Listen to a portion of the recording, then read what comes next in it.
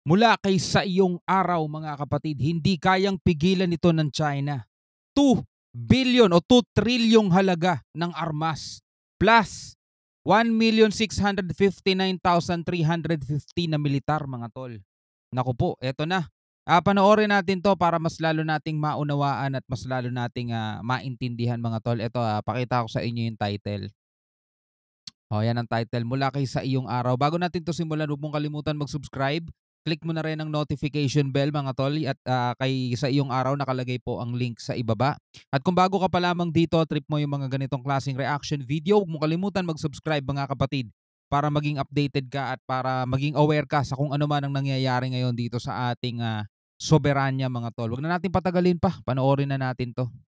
President Ferdinand Marcos Jr. stated that the Philippines will continue to upgrade the capabilities of the Philippine Coast Guard or PCG and pursue the modernization of the Armed Forces of the Philippines or AFP amid the tension in the West Philippine Sea. President Bongbong Marcos approves a third phase of the military's modernization, which includes the purchase of country's first submarine in order to defend its maritime sovereignty in the disputed South China Sea. Hindi man ito agad-agaran at hindi man ito yung tipong on the spot mga tol. Mangyayari to sa susunod pa siguro mga 10 taon pa. Hindi sa susunod na 10 taon. Kumbaga itong tatakbong 10 taon mga tol. Siguro mangyayari lahat ng to. At ito ay para sa kapakinabangan din naman ng ating bansa mga kapatid. Kaya kahit na napakalaking halaga yung ilalaan ng gobyerno. Actually maliit na halaga nga yan kung ikukumpara mo sa budget ng ibang bansa, di ba? Pero at least hindi tayo talaga mapag-iiwanan. At kung ito ginawa natin dati pa mga tol, siguro nga hindi tayo napag-iwanan at isa ang Pilipinas sa mga malalakas na bansa ngayon. Tandaan natin mga tol, minsan tayong naging marangya. Minsan tayo naging kinahahangaan ng ibang mga bansa. Ngayon, napag-iwanan tayo talaga.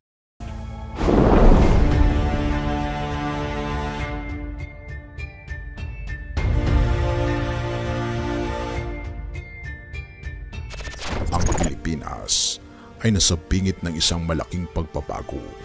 Isang senaryong puno ng pangamba at kapanabikan ang nagbabadyang bumabalot sa bansa.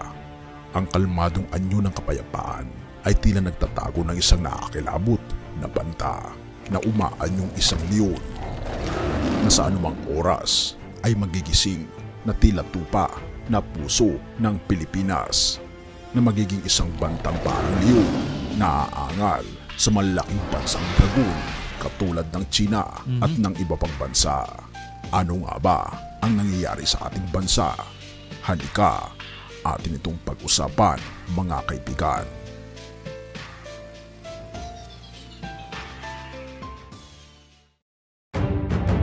Sinabi ni Pangulong Ferdinand Marcos na ang bansa ay nagsasagawa na ng mga hakbang para sa modernisasyon ng militar sa ilalim ng programang tinatawag na Horizon 3. At ito ang nakikita nilang hakbang upang ang Pilipinas ay lalo pang lumakas. Ipaganda ang ilang milyong mga sundalo para sa isang matinding bakbakan sa hinaharap.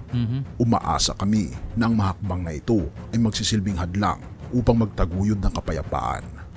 Matagal na itong pinaplano ang pangmatagalang plano ng pagpapalakas ng ating kakayahan sa militar at sibilyan tulad ng Coast Guard sa Pilipinas. Pahayag pa ni Pangulong Marcos sa 21st ISS Shangri-La Dialogue sa Singapore. Ano nga ba ang Horizon 3? Kung ating mapapansin, sa panahon natin ngayon as of 2024, ang Armed Forces of the Philippines ay composed sa ilang mga branches na may kanya-kanyang mga lakas. Ito ang mga numero ngayon ng ating mga military personnel. Ang mga active military personnel ay nasa 150,000. Konti, no? Konti. Ang kanilang bilang, habang ang reserve personnel ay umaabot na ng 1.2 million. Ang Philippine Army ay umaabot na ng 201,250 na personnel. Well, kahit pagsamasamahin pa natin yung active, reserve at saka yung iba pa mga tol, kukulangin pa rin yan eh. Kasi kahit nga isama na natin buong populasyon ng Pilipinas mga tol. Buong populasyon buong populasyon ng Pilipinas 110 million o kung gaano man tayo karami. 10 ulit parang mas marami mga tol, yung mga tao sa China. Ganong sila karami, ganong kalaki kasi yung bansa nila. Pero syempre, hindi naman kasi sa bilang yan eh. Hindi naman to mano-mano na, iba na labanan ngayon mga tol. teknolohiya na. Aanhin mo yung bilang ng mga sundalo kung babagsakan ka lang ng isang nuclear, di ba? Army ay umaabot na ng 201,250 na personnel, habang ang Philippine Navy, kabilang na dito ang Marine Corps, ay umaabot ng 39,500 personnel, habang ang Philippine Air Force ay umaabot ng 33,600 personnel, at Philippine Coast Guard na umaabot ng 35,000 personnel. Ngunit sa programa sa modernisasyon ng AFP, ang Horizon 3, ito ang pinakamalaki na proyekto ng Pilipinas para sa pagpapalakas ng ating bansa. Ang Horizon 3 ay ang ikatlong yugto ng modernisasyon ng sandatahang lakas ng Pilipinas na naglalayong palakasin ang depensa ng bansa laban sa mga banta, lalo na sa West Philippine Sea, laban sa mga pambubuli ng China. At ito ang mga focus ng Horizon 3. Archipelagic Defense. Layunin ng programa na mapalakas ang kakayahan ng militar sa depensa ng mga isla ng bansa. Kasama rito ang pagkuha ng mga bagong barko, eroplano at radar systems para maprotektahan ang eksklusibong economic zone ng Pilipinas. Ang multi-role fighters. Balak ng Philippine Air Force na makakuha ng mga multi-role fighters tulad ng JAS-39 Gripen mula sa Sweden at F-16S mula sa Estados Unidos. Ang mga eroplanong ito ay maaaring gamitin sa iba't ibang misyon tulad ng air interdiction, maritime strike at ground attack. Number 3. Subsurface capability. Ang Philippine Navy ay naglalayong pumili ng 2 hanggang sa 3 submarino. Ang mga bansang tulad ng France, Spain at South Korea ay posibleng maging mga supplier ng mga submarino na ito. Number 4. Maritime Domain Awareness. Isasama rito sa Horizon 3 ang pagpapabuti ng kakayahan ng bansa sa pagmonitor ng maritime domain. Ito ay sa pamamagitan ng pagbili ng land-based radar at airborne surveillance system. Gayon din ang plano ng AFP na bumili ng area denial anti-access systems na katulad ng BrahMos cruise missile system mula sa India at high mobility artillery rocket system mula sa Estados Unidos. Ang mga sistemang ito ay magbibigay sa bansa ng kakayang magtanggol laban sa mga banta sa karagatan at kalupaan na talaga namang magbibigay ng napakalakas na depensa. Sa Pilipinas, isama pa dito ang pakikipag-alyansa para sa Horizon 3 ng modernisasyon ng AFP, katulad na lamang ng Estados Unidos, Japan, Canada at Australia. Kaya nga naman, binabanggit ni Pangulong Bongbong Marcos Jr. ang napakalaking mensahe na tayo ay patuloy sa pagdepensa ng ating kasanlilan at ng kapayapaan. Kaya talagang mas dapat natin i-post muna ngayon ng gera. Kasi darating din naman talaga sa panahon na meron na tayong pampalag. Pero syempre mga tol, hindi natin kayang pantayan etong China kasi habang nagde-develop tayo ng bansa natin, hindi naman sila hihinto sa pag-develop nila. Nagde-develop pa rin sila hanggang ngayon. At siguro kapag narating na natin yun dito, andoon naman sila ngayon, di ba? Pero at least, di ba, hindi tayo katulad ng dati na as in wala talaga. Di ba? At least meron tayong pampalag kahit papano. Isang malamig na tanong ang bumalot sa silid. Kung sakaling may mamamatay na Pilipinong sundalo o miyembro ng Coast Guard, ano ang gagawin ng pamahalaan? Ang sagot ni Pangulong Marcos ay parang kulog na bumalot sa katahimikan. Kung may Pilipinong mapatay dahil sa isang sinadyang gawain, ito ay halos katumbas ng tinatawag nating act of war at tayo ay tutugon ng naaayon. Ang bawat salita ay nagdulot ng kilabot sa bawat naririnig. Kaya nga sana walang masawing mga sundalo, mga tol, no? Kasi talagang pag eto nangyari, mga tol, ay naku po, kakilakilabot. Matindi at puno ng kahulugan. At ito ay naulit din sa ika-126 na anibersaryo ng Araw ng Kalayaan. At hindi lamang ito isang simpleng paggunita sa ika-126 na anibersaryo ng Araw ng Kalayaan ng Pilipinas, kundi ito ay isang hamon na ipagpatuloy ang pakikibaka para sa kalayaan.